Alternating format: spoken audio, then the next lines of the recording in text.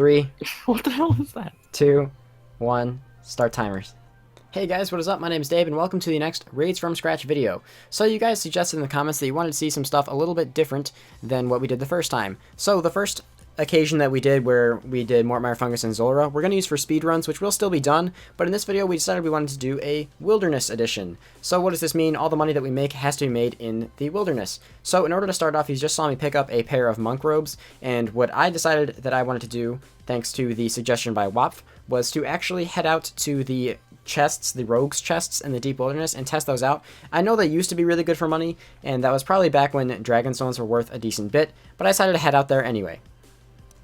So the monk robes and all that stuff are for prayer bonus, because as you can see right here, when you open the chest, instantly everything aggroes onto you, and you have to be praying or you're gonna die. So I am using the Arty cloak because that's free, and I'm using a book, like a god book, because that's also free to get back, so it wasn't too big of a deal.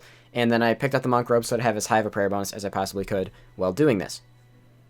So I want to take a minute here to briefly mention something that a lot of you guys seemed really confused about. So my main series, Bow or Bust, has nothing to do with this series. The money made on this series is obviously kept, but none of the money used on that series is going to be used here. Every single episode of this is going to be from the beginning, start from nothing, and, you know, make the money to do the raid in a different way. Now, the first time we did it was kind of just an experiment. We wanted to see how fast we could do it and see if you guys would like the series, and you did. So thank you so much for your support on the first episode, by the way. Very, very nice of you guys. Also, if you have any suggestions of things you want to see in future episodes, make sure to let us know, and make sure to check out Wapf and Ninja. They are both YouTubers as well, and they were the people who I did this with, so their links are in the description.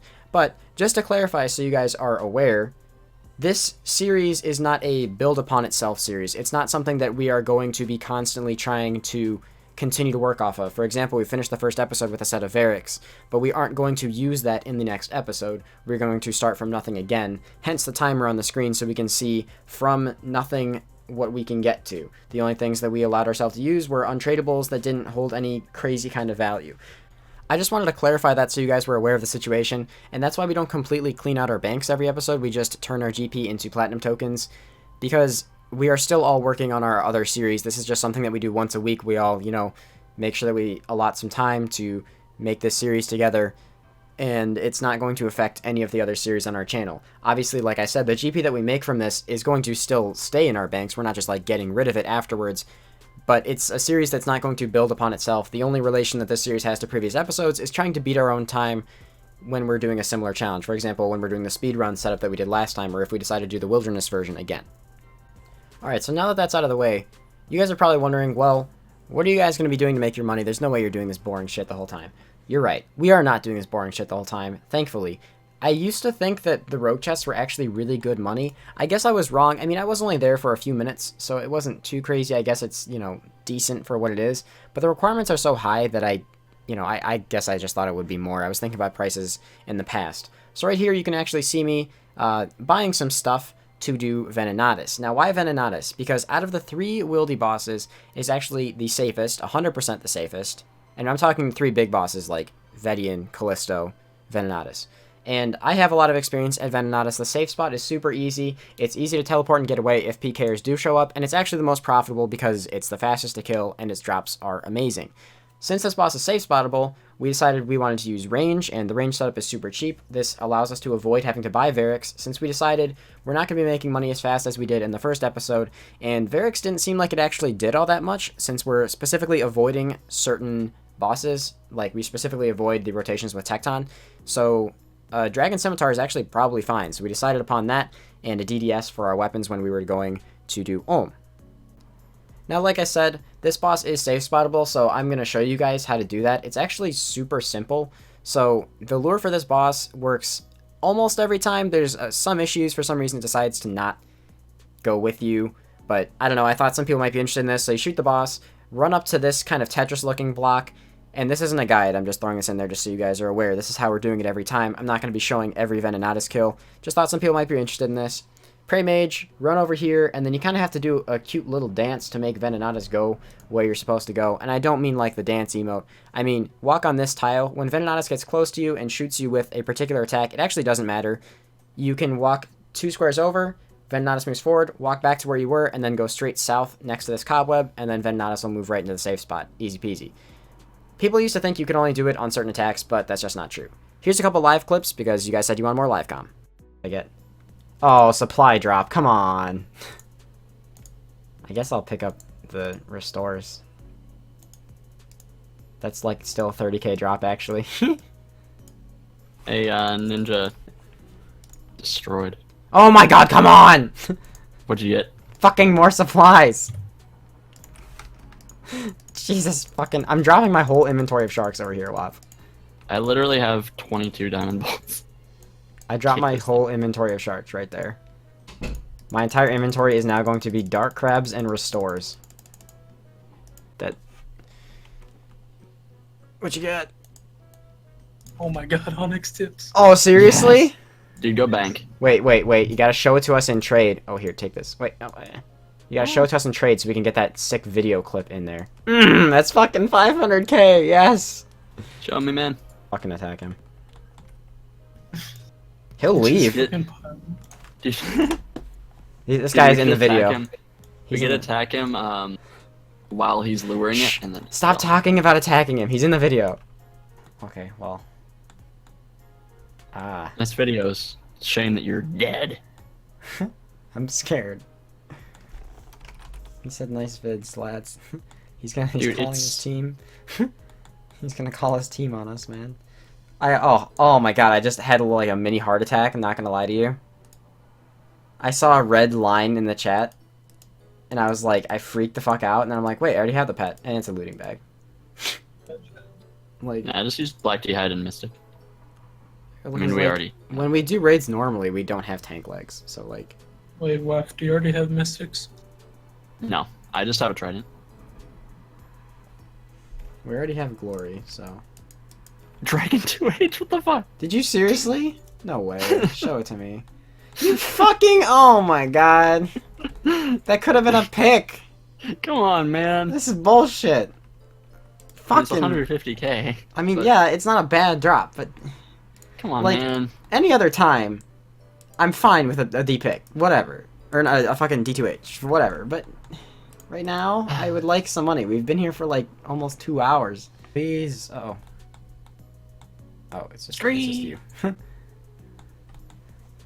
You're gonna die today. Jeez, you know, you wanna let me fucking walk 10 squares so I can finish luring you, you piece of shit? Quoted out of context. Dabe lure? So after being at Venanatis for a lot longer than we expected to, since our drops were kind of bad, we got those Onyx bolts really early on, which was nice. I want to explain something because I'm sure a lot of people don't actually understand this. The reason that you didn't see the loot when other people got it in the chat like you would at most bosses, like there was no global announcement, is because the way that you have to maneuver the boss to get into that safe spot, you're actually standing outside of the broadcast zone, so the only person that it announces the drop to is the person who got the drop.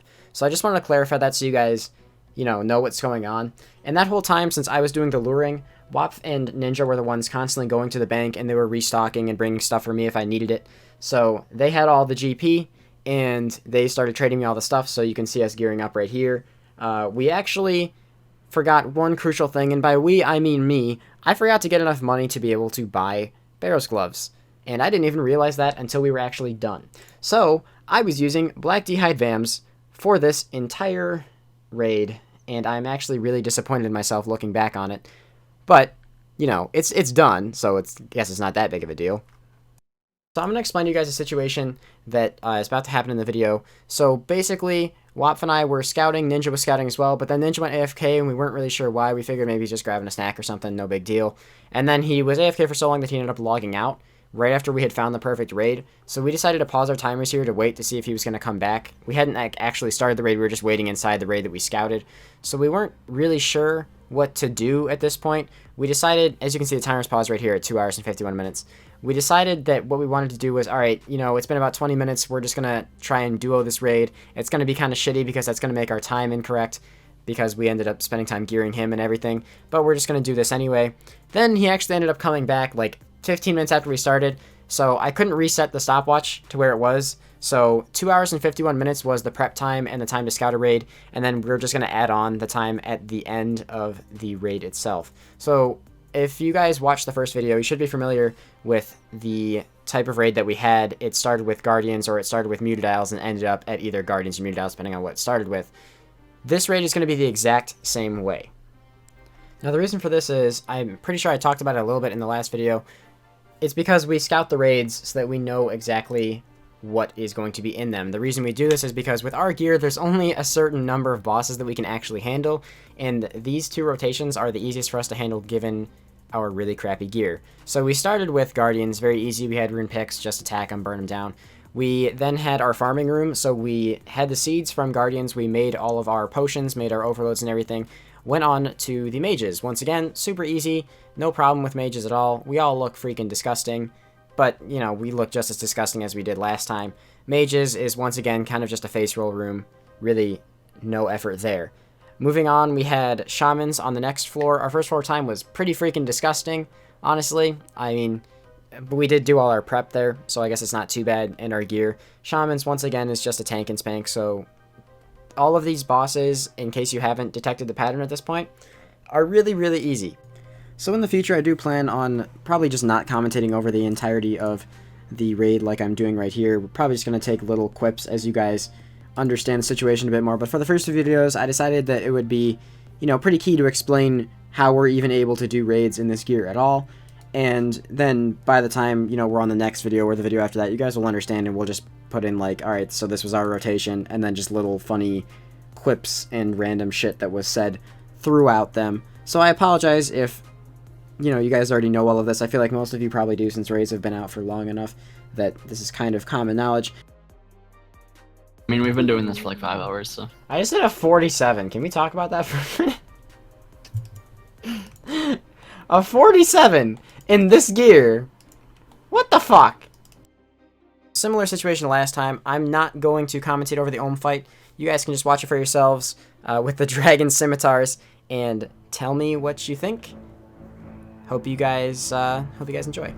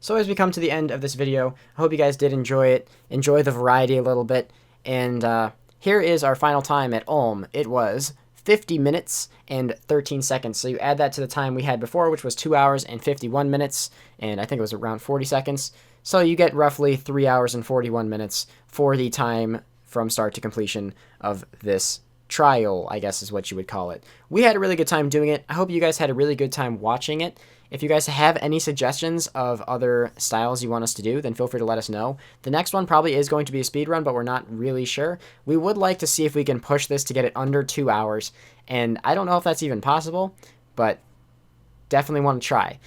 Wilderness is one we're probably going to revisit in the future as well because we found this one pretty entertaining. Maybe we'll try a different boss next time instead of Venanatis. Not sure, but like I said, if you guys did enjoy this video, then make sure you guys like it up, subscribe, comment, let me know, and feel free to check out WAPF and Ninja as well. Their links are in the description, and they are awesome content creators, so you guys should definitely go give them a sub if you haven't already. Peace out, guys, and have an awesome day.